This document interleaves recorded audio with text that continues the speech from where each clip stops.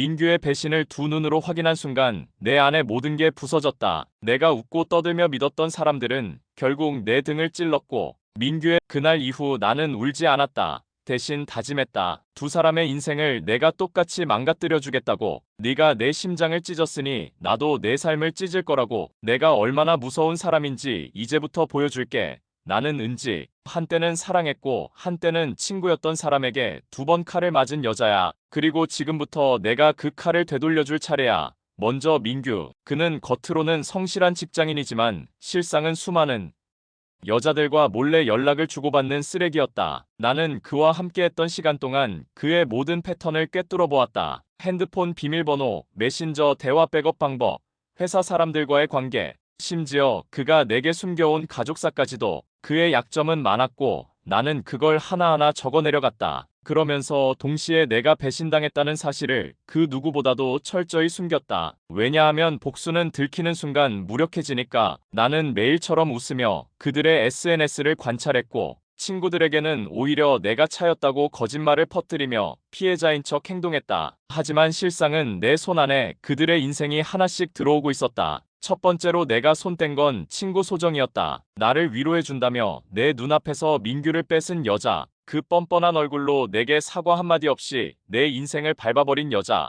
나는 그녀의 가장 아픈 곳부터 건드리기 시작했다. 그녀는 자신의 외모와 인맥으로 지금의 자리에 올라왔다고 믿고 있었지만 실상은 다르다. 그녀의 회사는 가짜 포트폴리오와 외부 남성 임원과의 부적절한 관계 덕분에 유지되고 있었고 나는 그 증거를 이미 충분히 확보한 상태였다. 그녀의 이메일과 일정표, 출장 경로, 회사 CCTV 기록까지 나는 모조리 수집했고 그것들을 순차적으로 정리해서 익명의 고발장으로 회사 내부 감사팀에 전달했다. 처음엔 그저 악성 루머로 치부되던 제보는 시간이 지나며 하나둘 사실로 밝혀지기 시작했고 결국 소정은 인사위원회에 회부되며 정직 처분을 받았고 그 사실은 그녀의 부모님과 지인들에게 퍼지기 시작했다. 그녀의 부모는 체면을 중시하는 집안이었고 그 소식을 들은 아버지는 졸도했다는 소문까지 돌았다. 나는 그 순간 그녀가 울며 나에게 전화를 걸어와 은지야, 너 아니지?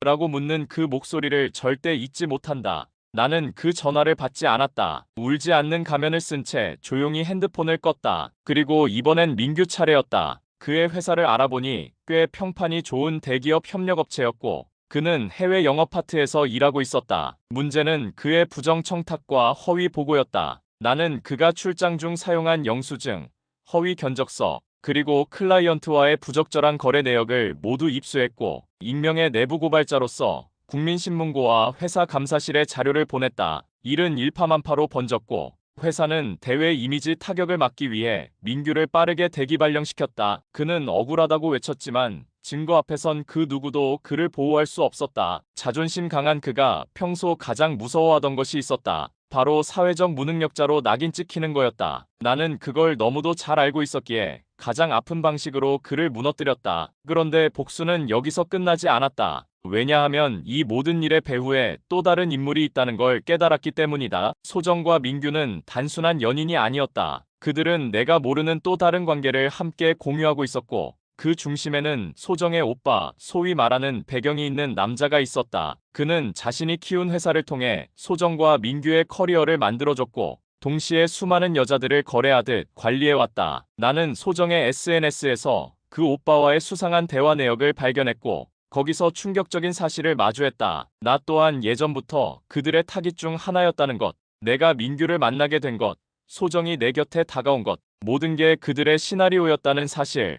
그 사실을 마주한 나는 더 이상 인간적인 감정으로 이 일을 다룰 수 없었다. 나는 복수를 넘어서 그들의 망가진 세계 자체를 박살내기로 했다. 나는 수개월에 걸쳐 그 오빠가 운영하는 페이퍼 컴퍼니, 유흥업소 커넥션, 그리고 그와 관련된 정치 후원금 내역을 추적했고 마침내 국세청과 세무서에 비리 제보를 시작했다. 그리고 이 사실을 언론에 전달할 수 있는 기자 한 명과 접촉했다. 그는 내가 준비한 자료를 보고 확신을 가졌고 익명의 제보자라는 조건 하에 기사를 폭로했다. 그 기사는 온라인에서 빠르게 번졌고 댓글은 순식간에 수천 개가 달렸다. 누군가는 내가 한 짓을 악마라 불렀고 누군가는 나를 영웅이라 불렀다. 하지만 나는 아무 감정이 없었다. 그저 조용히 그 기사들을 보며 커피 한 모금 마셨을 뿐이다. 그리고 며칠 후 민규는 나를 찾아왔다. 초췌한 얼굴, 무너진 눈빛. 그는 무릎 꿇고 울면서 말했다. 은지야, 제발 멈춰줘. 내가 잘못했어.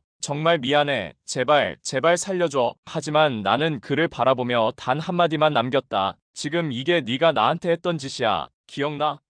나도 울었어. 근데 너는 웃었지. 그러니까 지금 웃어봐. 민규야. 그는 그 자리에서 울부짖었고 나는 천천히 뒤돌아섰다. 그리고 내 복수는 끝이 났다고 생각했다. 하지만 아니었다. 어느 날 낯선 번호로 연락이 왔고 상대는 놀랍게도 소정의 오빠가 아니라 그들의 다음 타깃이 될 또 다른 피해자였다. 그녀는 내게 말했다. 언니, 혹시 민규 알아요?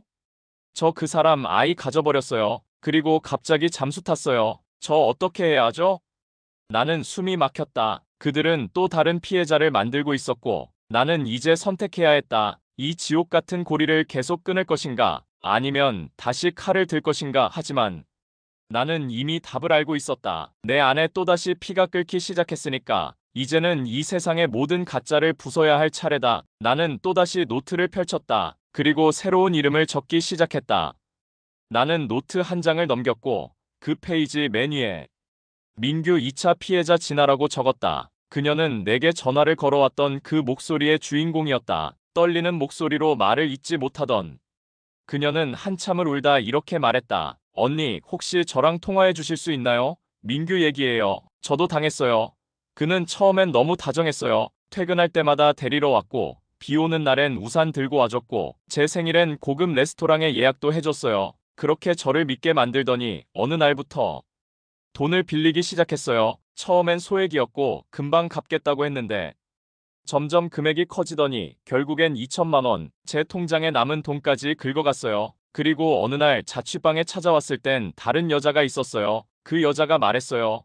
자기도 민규 여자라고. 그 여자는 울면서 나가더니 다시는 연락이 안 됐어요. 민규는 그날 이후로 연락을 끊었고 제 번호도 차단했어요. 경찰에 신고도 했지만 사랑으로 준 돈이라고 우기니 증거가 없다며 돌려보내더라고요. 이걸 말할 수 있는 사람은 언니밖에 없었어요. 언니만이 제 억울함을 알아줄 수 있을 것 같았어요. 그녀의 말은 내 심장을 짓눌렀다. 내가 겪은 고통을 누군가 또 겪었다는 사실, 내가 무너진 방식 그대로 무너진 또 다른 여자가 있다는 사실, 그건 나를 다시 일으켜 세웠다. 나는 진아에게 말했다. 우리가 같이 그 인간을 끝장내자고. 이건 단순한 복수가 아니라 정의라고. 그렇게 진아와의 연대가 시작됐다. 나는 노트 두 번째 장에 공조 계획이라고 적고 그녀와 함께 민규의 일상 패턴을 조사하기 시작했다. 그는 여전히 헬스장에 가고 여전히 새 여자를 물색하며 여전히 비슷한 수법으로 여자들을 사귀고 있었다. 그러나 그는 몰랐다. 자신이 만든 피해자들이 하나둘 손을 잡기 시작했다는 걸. 그가 만든 상처들이 그를 파괴하기 위한 칼날이 되고 있었다는 걸. 나는 진아에게 내 방식대로 움직이겠다고 말했다. 그녀는 고개를 끄덕이며 나를 믿겠다고 했다. 민규는 요즘 한 명의 새로운 여자와 가까워지고 있었다. 그 여자는 이름이 예린이었고 카페에서 일하고 있었다. 민규는 매일같이 카페에 가서 예린에게 호감을 표현했고 예린은 처음엔 경계했지만 그의 외모와 말솜씨에 점점 흔들리기 시작했다. 나는 그걸 알고 있었다. 왜냐하면 그 카페, 바로 내가 일하던 곳이었기 때문이다. 나는 가명을 쓰고 다시 카페에 들어갔다. 가발을 쓰고 안경을 끼고 외모를 완전히 바꾸고 들어갔다. 사장님은 나를 못 알아봤고 나는 세연이라는 이름으로 신입으로 일하기 시작했다. 민규는 예린에게 눈도장을 찍기 위해 자주 왔고 나를 단순히 바리스타로만 생각했다. 나를 못 알아봤다. 그가 다른 여자를 꼬시기 위해 하는 말과 행동을 나는 전부 기록했고 그것을 진아와 공유했다. 진아는 증거를 모으기 위해 몰래 그와의 통화와 대화를 녹음했고 나는 영상과 사진을 찍었다. 그렇게 우리는 점점 그를 옥죄었다. 민규는 예린에게도 같은 수법을 쓰고 있었다. 마치 템플릿이라도 있는 것처럼 나는 하루하루 그가 무너지는 걸 준비하며 살아갔다. 그리고 마침내 결정적인 날이 왔다. 민규는 예린에게 고백을 했고 예린은 감동하며 울었다. 바로 그날 나는 민규에게 음료를 건넸고 그 안에 작은 쪽지를 넣었다. 쪽지엔 이렇게 적혀 있었다. 민규야, 내가 누군지 모르겠지. 네가 무너뜨린 여자 중 하나야. 이제 내 차례야. 천천히 즐겨. 그는 처음엔 그 쪽지를 보고 멍했지만 이내 카페를 둘러보며 얼굴이 굳어갔다. 나는 평소와 다름없이 커피를 내리고 있었고 그를 바라보지 않았다. 그러나 그는 알 수 있었을 것이다. 자신을 지켜보는 누군가의 시선을. 그리고 그날 밤 민규는 낯선 번호로 협박 문자들을 받기 시작했다. 너 아직도 그렇게 살고 있구나. 이제 진짜 끝이야. 너 때문에 인생 망가진 여자들이 몇 명인 줄 알아? 내가 그 중 하나야. 그는 처음엔 장난이라고 생각했지만 점점 문자에 포함된 정보들이 너무 정확하다는 걸 알게 되면서 공포에 빠졌다. 내가 보낸 메시지엔 그가 과거에 말했던 거짓말, 여자들에게 보낸 사진, 심지어 그가 한 약속들까지 있었다. 그는 이성을 잃기 시작했고 예린에게도 짜증을 내기 시작했다. 예린은 혼란스러워했고 나는 그 옆에서 그녀에게 살며시 속삭였다. 그 남자 위험해요. 조심하세요. 예린은 처음엔 믿지 않았지만 점점 민규의 행동이 달라지자 경계하기 시작했다. 나는 그녀의 눈을 피해 몰래 USB 하나를 건넸고 그 안엔 민규가 과거 여자들과 했던 대화, 사기 행각, 통장 기록이 담겨 있었다. 예린은 충격을 받았고 민규와의 연락을 끊었다. 그리고 나 예린, 우리는 다시 만났다. 이번엔 피해자가 아닌 증인을 모으기 위해서였다. 우리는 민규를 고소하기 위한 증거들을 정리했고 기자에게 제보하기 위한 파일을 만들었다. 나는 그가 겉으로는 멀쩡한 얼굴로 다니고 있을 때 그 속에서 얼마나 무너지고 있는지 느낄 수 있었다. 드디어 민규의 일상이 흔들리기 시작했고 그의 주변에서도 사람들이 하나둘 등을 돌리기 시작했다. 그리고 마침내 민규는 한밤중에 나에게 전화를 걸었다. 처음 보는 번호였지만 나는 받았다. 떨리는 목소리로 그는 말했다. 은지야, 너지 너 맞지? 왜 이러는 거야? 나 진짜 죽고 싶어. 제발 그만해줘. 나는 아무 말도 하지 않았다. 그는 내 침묵에 더 불안해하며 말을 이었다. 내가 잘못했어. 근데 나도 힘들었단 말이야. 넌 왜 나를 이렇게까지 망가뜨려? 너도 복수한 거잖아. 됐잖아. 왜 아직도 나는 그때야 비로소 입을 열었다. 넌 아직 고통이 뭔지 몰라. 그건 이제부터 시작이야. 그렇게 전화를 끊고 나는 노트를 덮었다. 민규의 이야기는 끝나지 않았다. 왜냐하면 아직 다른 피해자들이 남아있었기 때문이다. 이건 개인적인 복수가 아니었다. 이건 사회적인 응징이었고 정의였다. 그리고 나는 그 중심에 있었다. 앞으로의 계획은 더 치밀했고 더 강력했다. 나는 나를 망가뜨린 그에게 끝을 보여줄 것이다. 그 끝은 아주 조용하고 아주 고통스럽게 찾아올 것이다. 민규는 그날 이후 거의 잠을 자지 못했다. 밤마다 오는 익명의 문자들과 통화는 그를 점점 미쳐가게 만들었고 그는 누가 자신을 감시하고 있는지 몰라 불안에 떨었다. 그는 자기가 운전하고 있는 차 뒤를 누가 따라오는 것 같으면 도로를 빙빙 돌다가 결국 차를 세우고 도로에 내려서 뒤를 살폈고 아무도 없으면 다시 울기 시작했다. 그의 심리 상태는 무너졌고 그 무너진 틈 사이로 우리는 계속해서 칼날을 집어넣었다. 진아는 그가 이전에 꾸민 투자 사기건의 피해자 중 한 명을 추적했고 그녀 역시 마찬가지로 돈을 뜯기고 버려진 상태였다. 그녀의 이름은 윤지였고 그는 윤지에게 사랑한다고 수없이 말하면서 그녀의 명의로 대출까지 받게 만든 뒤 사라졌다. 윤지는 처음엔 믿을 수 없다고 말했지만 우리가 모은 증거들을 본 순간 얼굴이 굳어졌고 결국 울음을 터뜨렸다. 그 울음은 억울함과 분노와 자괴감이 뒤섞인 감정의 절규였고 나는 그 감정을 누구보다 잘 알고 있었기에 그녀의 손을 꼭 잡아줬다. 우리는 넷이 되었고 우리는 서로를 더 단단히 붙잡았다. 민규는 한 명의 인생을 망친 게 아니었다. 수십 명의 삶을 조각내고 있었고 그 조각들이 이제 하나씩 맞물려 그의 목을 조여오기 시작한 것이다. 그가 사는 오피스텔 근처에서 그를 지켜보던 윤지는 어느 날 그가 낯선 여자와 들어가는 걸 보았고 곧바로 사진을 찍어 우리에게 보냈다. 나는 그 사진 속 여자의 얼굴을 확인하곤 순간 숨이 막혔다. 그녀는 내 대학 시절 동기, 그리고 내 결혼식 때 부케를 받아갔던 한때 가장 친했던 친구, 수연이었다. 내 결혼식 날 하객으로 왔던 그녀는 내가 민규와 결혼하는 걸 보며 부러운 눈빛을 감추지 못했고 한동안 연락이 뜸했지만 나는 그녀가 민규의 새 여자일 거라곤 상상도 못했기에 그 사진은 나를 또 한 번 숨막히게 만들었다. 진아가 말했다.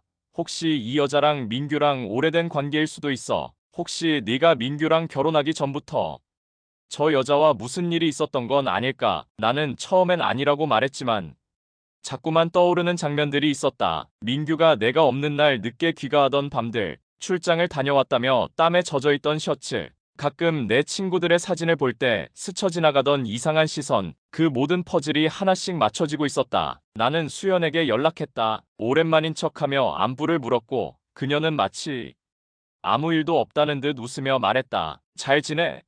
너 소식 들었어. 힘들었겠다. 나중에 술이나 한잔하자. 그 말투는 정말이지 익숙하고 따뜻했지만 그 안에 숨겨진 가식이 느껴졌고 나는 그 가식을 조용히 뜯어내기 시작했다. 우리는 수연과 민규가 함께 있는 장면들을 더 많이 모았고 그녀가 민규의 명의로 등록된 차를 운전하는 장면도 포착했다. 수연이 단순한 피해자가 아니라는 확신이 들기 시작했고 나는 그녀가 이 사기극의 공범일지도 모른다는 생각에 이를 악물었다. 민규의 계좌를 추적하던 중 우리는 수연의 이름이 송금 내역에 반복적으로 등장하는 걸 발견했고 두 사람의 관계가 단순한 연인이 아닌 범죄의 파트너라는 사실이 점점 확실해졌다. 진아는 분노했고 윤지는 말이 없었다. 그녀는 두 사람에게 사기를 당해 신용불량자가 되었고 지금도 부모님 몰래 카드 돌려막기로 살아가고 있었기 때문이다. 나는 수연에게 두 번째 전화를 걸었다. 이번엔 단도직입적으로 물었다. 민규랑 만나고 있지? 그녀는 당황한 듯 했지만 금세 평정심을 되찾은 목소리로 말했다. 너랑 끝났잖아. 나랑은 지금이야. 사랑의 순서가 어딨어. 그 말은 내가 그녀에게 품었던 마지막 기대마저 무너뜨렸다. 나는 이렇게 말했다. 네가 오늘 무슨 말을 했는지 녹음됐어. 민규랑 같이 무너지는 거 싫으면 지금이라도 빠져. 아직 널 완전히 무너뜨리진 않았어. 그녀는 말이 없었다. 그리고 이틀 뒤 우리는 민규와 수연이 함께 찍힌 사진들을 포털 제보함과 SNS에 익명으로 뿌렸다. 내용은 명확했고 그는 수년간 여러 여성에게 동일한 방식으로 접근해 금품을 갈취하고 감정을 이용했으며 그 와중에 특정 여성과 공모해 조직적인 사기 행각을 벌였다는 내용이었다. 반응은 뜨거웠고 곧 여러 명의 피해자들이 추가로 나타나 댓글과 메시지로 우리에게 연락하기 시작했다. 우리는 그들과 조심스럽게 대화를 이어갔고 민규가 사용한 수법, 접근 방식, 장소, 말투, 모든 것이 반복되는 패턴이었다. 그는 사이코패스적 성향을 가진 감정 사기꾼이었다. 나는 그 사실을 이제야 받아들이게 되었고 동시에 내 마음속 복수의 불길이 거세게 타올랐다. 그를 끝장내기 위한 마지막 퍼즐은 언론이었고 우리는 준비해둔 자료를 기자에게 넘겼다. 기자는 충격을 받았고 보도 전 사실 확인을 위해 피해자들과 개별 인터뷰를 요청했고 우리는 전원 동의했다. 그리고 마침내 보도가 나갔다. 다수 여성 상대로 사랑 사기친 남성, 전 여친들 연대의 증거 제출이라는 제목과 함께 그의 얼굴 일부가 모자이크된 채 뉴스에 나갔다. 인터넷은 난리가 났고 그의 회사는 당일 징계위원회를 소집해 해고 절차에 들어갔다. 수연의 소속 회사도 기사 속 단서로 인해 그녀가 연루됐다는 것을 파악했고 조사에 들어갔다. 나는 드디어 노트 마지막 장에 적었다. 복수 완료 1차. 그러나 내 마음은 여전히 무겁기만 했다. 왜냐하면 아직 끝나지 않았기 때문이었다. 그는 사라졌고 연락이 끊겼으며 SNS 계정은 전부 삭제되었다. 그러나 난 알고 있었다. 그는 사라진 게 아니라 또 다른 피해자를 찾기 위해 그림자 속으로 들어간 것뿐이라는 걸. 그래서 나는 다시 노트를 열었다. 첫 장에 이렇게 적었다. 민규의 최후 시작한다.